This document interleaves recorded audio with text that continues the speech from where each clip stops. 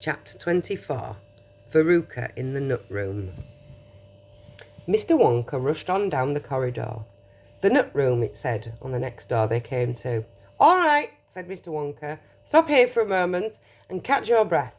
We'll take a peek through the glass panel of this door, but don't go in. Whatever you do, do not go into the nut room. If you go in, you'll disturb the squirrels." Everyone crowded around the door. "Oh, look, Grandpa, look!" cried Charlie. "Squirrels!" shouted Veruca Salt. "Crikey!" said Mike TV. It was an amazing sight. 100 squirrels were seated upon high stools around a large table. On the table there were mounds and mounds of walnuts, and the squirrels were all working away like mad, shelling the walnuts at a tremendous speed. "These squirrels are specially trained for getting the nuts out of walnuts," Mr. Wonka explained. "Why use squirrels?" Mike TV asked. "Why not use Oompa Loompas?" "Because," said Mr. Wonka, "Oompa Loompas can't get walnuts out of walnut shells in one piece. They always break them in two. Nobody except squirrels can get walnuts whole out of walnut shells every time. It's extremely difficult. But in my factory, I insist upon only whole walnuts. Therefore, I have the squirrels to do that job. Aren't they wonderful? The way they get those nuts out, and see how they first tap each walnut with their knuckles to be sure it's not a bad one. If it's bad, it makes a hollow sound, and they don't bother to open it. They just throw it down the rubbish chute. There, look, watch that squirrel nearest to us. I think he's got a bad one now." They watched the little squirrel as he tapped the nut shell with his knuckles. He cocked his head to one side, listening intently, and suddenly he threw the nut over his shoulder into a large hole in the floor. "Hey, Mummy!" shouted Veruca Salt suddenly. "I've decided I want a squirrel. Get me one of those squirrels." "Don't be silly, sweetheart," said Mrs. Salt. "These all belong to Mr. Wonka." "I don't care about that," shouted Veruca. "I want one. All I've got at home is 2 dogs and 4 cats and 6 bunny rabbits, 2 parakeets, 3 canaries and a green parrot and a turtle, and a bowl of goldfish and a cage of white mice and a silly old hamster. I want a squirrel." "Oh, all right, my pet," Mrs. Salt said soothingly. "Mummy will get you a squirrel just as soon as she possibly can." "But I don't want any old squirrel," Veruca shouted. "I want a trained squirrel." At this point, Mr. Salt, Veruca's father, stepped forward. "Very well, Wonka," he said importantly, taking out a wallet full of money. "How much do you want for one of these squirrels? Name your price." "They're not for sale," Mr. Wonka answered. "She can't have one." "Who says I can't?" shouted Veruca. "I'm going in to get myself one this very minute." "Don't!" cried Mr. Wonka quickly, but it was too late. The girl had already thrown the door open and rushed in. The moment she entered the room, 100 squirrels stopped what they were doing and turned their heads and stared at her with small black beady eyes. Veruca stopped also and stared back at them. Then her gaze fell upon a pretty little squirrel sitting nearest to her at the end of the table. The squirrel was holding a walnut in its paws. "All right," Veruca said, "I'll have you." And she reached out her hand to grab the squirrel.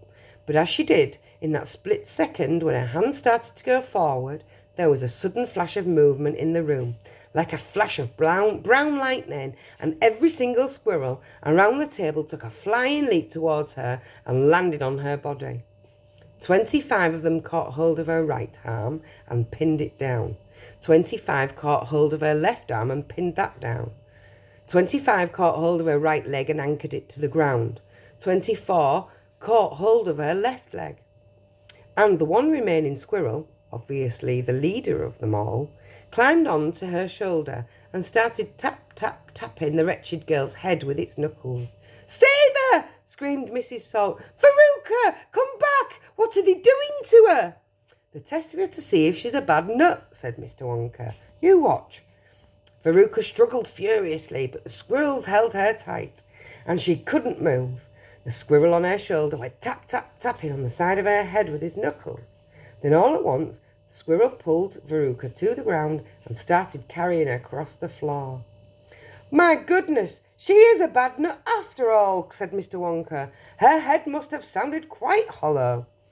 Veruca kicked and screamed, but it was no use. The tiny strong paws held her tightly, and she couldn't escape. Where are they taking her? Shrieked Mrs. Salt. She's going to where all the other bad nuts go, said Mr. Willy Wonka. Down the rubbish chute. By golly, she is going down the chute, said Mr. Salt, staring through the glass door at his daughter.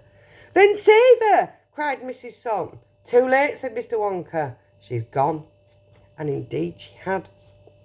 But where? Shrieked Mrs. Salt, flapping her arms. What happens to the bad nuts? Where does that chute go?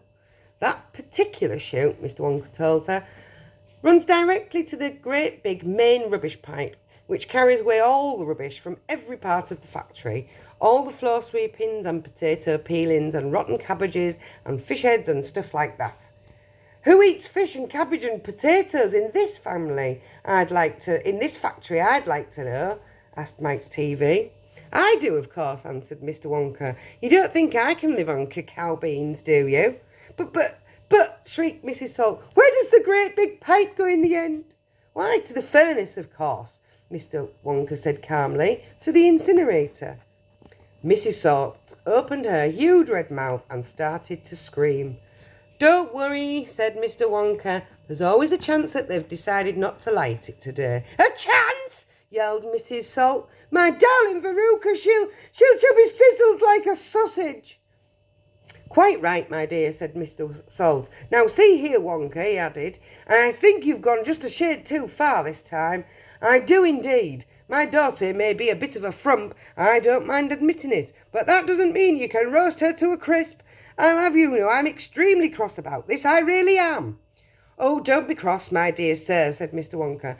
I expect she'll turn up again sooner or later. She may not have even gone down that hall. She may be stuck in the chute just below the entrance hole.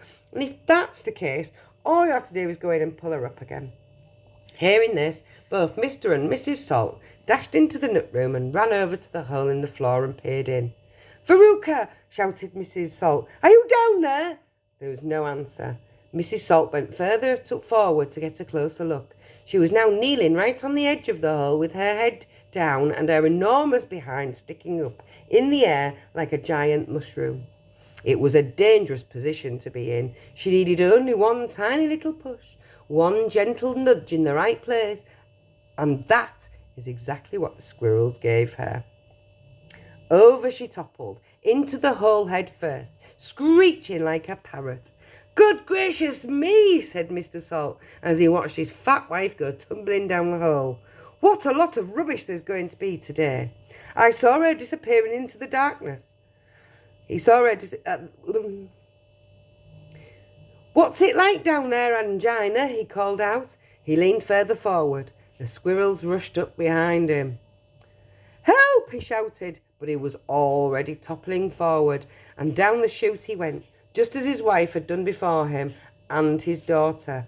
Oh dear, cried Charlie, who was watching with the others through the door. What on earth's going to happen to them now? I expect someone will catch them at the bottom of the chute, said Mr. Wonka.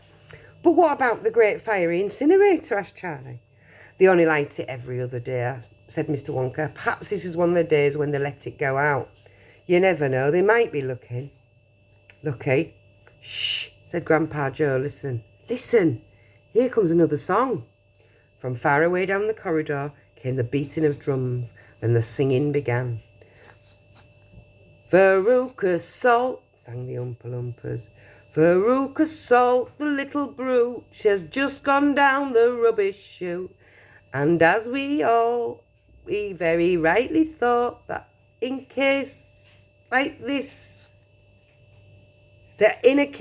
this we ought to see the thing completely through, with polished off her parents too. Down goes Veruca down the drain, and perhaps we should explain that she will meet as she descends a rather different set of friends to those that she has left behind. Those won't be nearly so refined. A fish head, for example, cut this morning from a halibut. Hello, good morning, how do you do? How nice to meet you, how are you? And then a little further down, a mass of others gather round. A rake bacon rind, some rancid lard, a loaf of bread gone stale and hard, a steak that nobody could chew, an oyster from an oyster stew, some liverwurst so old and grey one smelled it from a mile away. A rotten nut or a reeky pear, a thing the cat left on the stair, and lots of other things as well, each with a rather horrid smell. These are Veruca's newfound friends that she will meet as she descends, and this is the price she has to pay for going so very far astray. But now, my dears, we think you might be wondering if it really is right that every single bit of blame and all the scolding and the shame should fall upon Veruca Salt. Is she the only one at fault? For though she's spoiled and dreadfully so, a girl can't spoil herself, you know. Who spoiled her then? Ah, who indeed? Who pandered to her every need? Who turned her into such a brat? Who are the culprits? Who did that? Alas, you needn't look so far to find out who these sinners are. They are, and this is very sad, her loving parents, mum and dad. And that is why we're glad they fell into the rubbish chute as well. End of chapter 24.